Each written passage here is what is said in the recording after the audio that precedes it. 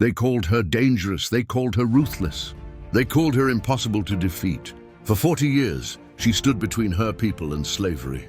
This is not a myth. This is not a legend. This is the true story of a queen who forced an empire to kneel. History remembers conquerors, their flags, their empires, their victories. But Africa remembers something deeper. Africa remembers resistance. It remembers those who stood firm when the world demanded submission. Long before foreign ships touched African shores, this land was alive with order and purpose. Kingdoms flourished, trade routes stretched across regions. Africa was not discovered, Africa was disrupted. And when that disruption turned violent, when human lives became commodities, one woman refused to accept the fate imposed on her people. Her name was Nzinga of Ndongo. In Central Africa stood the kingdoms of Ndongo and Matamba, sovereign states with laws, councils, armies, and sacred traditions. Power here was balanced by responsibility. Then came the Portuguese, first as traders, then as missionaries, finally as enslavers. Ndongo stood directly in their path. Born around 1583, Nzinga was the daughter of King Kilwanji. From childhood, she listened more than she spoke, learning how power truly worked. She mastered languages, studied diplomacy, and understood warfare. In a world that underestimated women, Nzinga prepared herself to outthink everyone. In 1622, Ndongo was teetering on the edge of collapse. Portuguese forces had already claimed villages, enslaved the innocent, and destabilized the kingdom. Amid this chaos, Nzinga was sent, not with armies, not with weapons, but armed with intelligence, diplomacy, and courage. She entered the governor's hall, a lone figure in vibrant African royal attire, standing tall against a room of European officials. Every eye turned to her, their surprise, disbelief, and curiosity all evident. This was no ordinary envoy. She carried the hopes of her people, the pride of her kingdom, and the fire of a queen who refused to yield. When the governor offered only a mat to sit on, the insult was clear. Her presence was meant to be diminished. But Nzinga did not flinch. She signaled to her attendant who knelt behind her. Slowly, deliberately, she sat upon her back, lifting herself to the governor's eye level. The hall went silent. Without a word, she made her statement: equality. No gesture, no argument, no surrender. In that moment, she transformed humiliation into power, defiance into diplomacy. The Portuguese would remember this queen, not as a negotiator, but as a force of nature. Nzinga approached the negotiating table with poise, fully aware that every gesture, every word, carried weight beyond measure. She accepted baptism and took the Christian name, Ana de Souza, a decision calculated to build trust and gain political leverage. Her mind was a battlefield of diplomacy. One misstep could cost lives, one wrong phrase could spark war. The Portuguese believed they held the upper hand. They saw a woman willing to adapt to their culture. But Nzinga's acceptance of baptism was not surrender, it was strategy. She wielded faith as a tool, understanding that appearances could disarm the enemy while she prepared her kingdom to survive. Each document signed, each promise given, became a delicate dance between trust and suspicion, a game Nzinga had learned to master from childhood.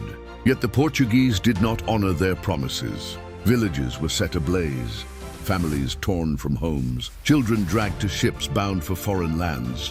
Ndongo fell deeper into chaos, a kingdom fractured and bleeding. Nzinga watched this betrayal unfold, her heart heavy but her resolve unbroken. She understood that diplomacy alone could not protect her people. Words had failed. Treaties were meaningless without power to enforce them. In that dark moment, the seeds of resistance were planted. Nzinga realized that survival demanded reinvention. Betrayal was not defeat.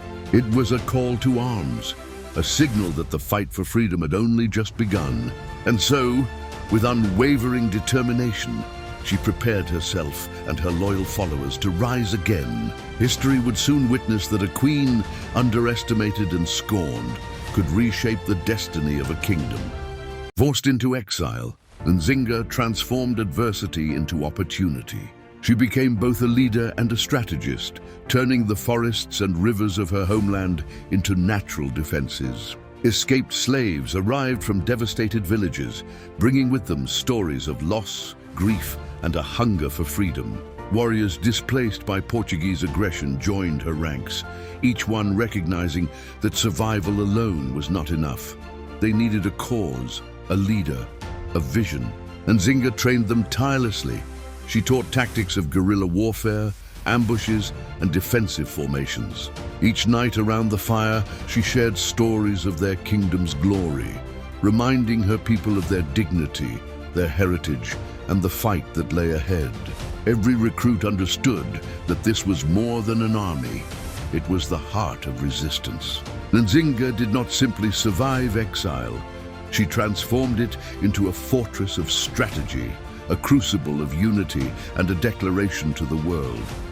The fight for freedom had only just begun.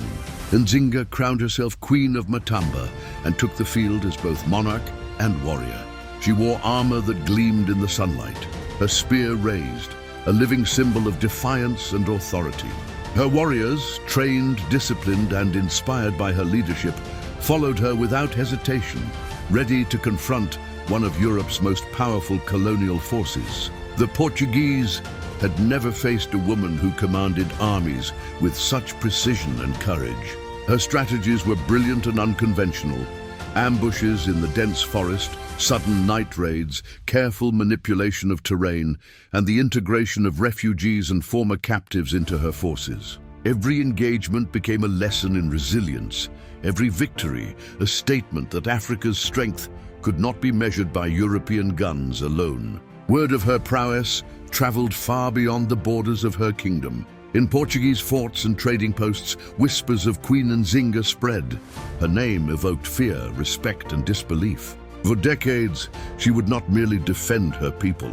She would redefine what it meant to be a queen, a leader, and a warrior. An African monarch whose courage and strategy would echo through history. Nzinga understood that true power extended far beyond the battlefield. Victory was not only in the clash of arms, it began in the mind, in the careful orchestration of every detail, every alliance, and every calculated risk. Night after night, she pored over maps, tracing rivers, hills, forests, and trade routes that could be used to her advantage. She memorized terrain, planned ambush points, and considered the timing of every troop movement.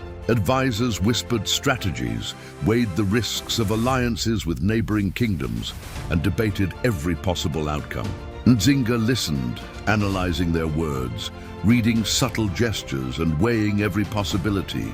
Every decision she made carried the weight of her people's lives, and she bore that burden with unwavering focus. To her, war was a chessboard, and she was always thinking 3 moves ahead. Intelligence, strategy, and vision became weapons as sharp as any spear, and she wielded them with precision.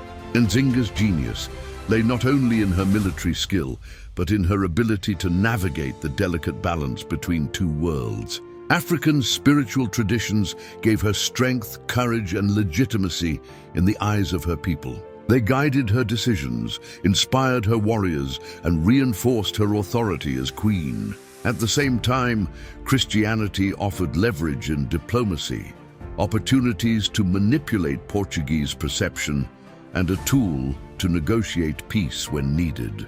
Nzinga walked a narrow, deliberate line, embracing faith when it served her strategy, setting it aside when it did not.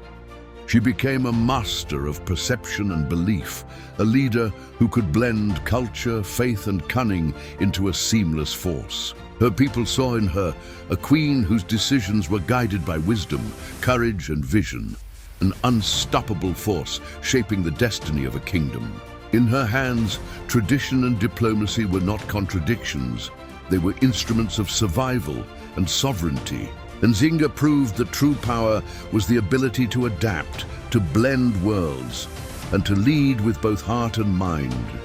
After decades of warfare, Nzinga's tactics matured into statesmanship.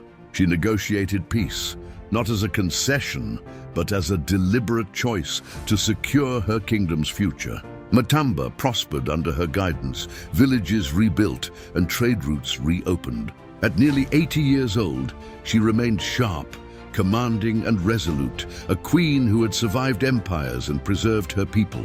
Communities once shattered by war and slavery now celebrated her leadership. Markets flourished, families reunited. Nzinga's victories were no longer just military. They were cultural, spiritual, and societal.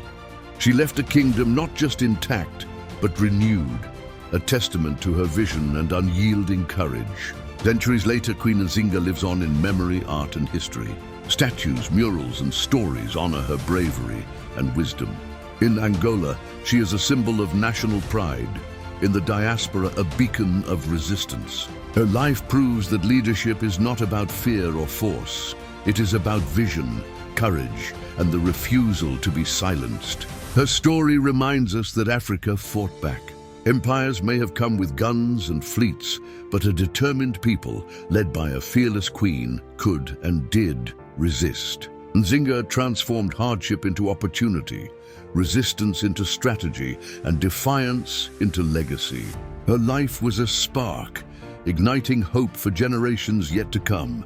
Empires rise, empires fall, but courage echoes across centuries. Queen Nzinga ruled not with fear, nor with submission, but with resolve, vision, and dignity. She embodied the spirit of her people, unbowed, unbroken, unstoppable. Queen Nzinga, warrior, protector, and leader, lived a life without chains. She defied empires, preserved her kingdom, and inspired generations. And even centuries later, her story still burns bright, a legend that will never fade.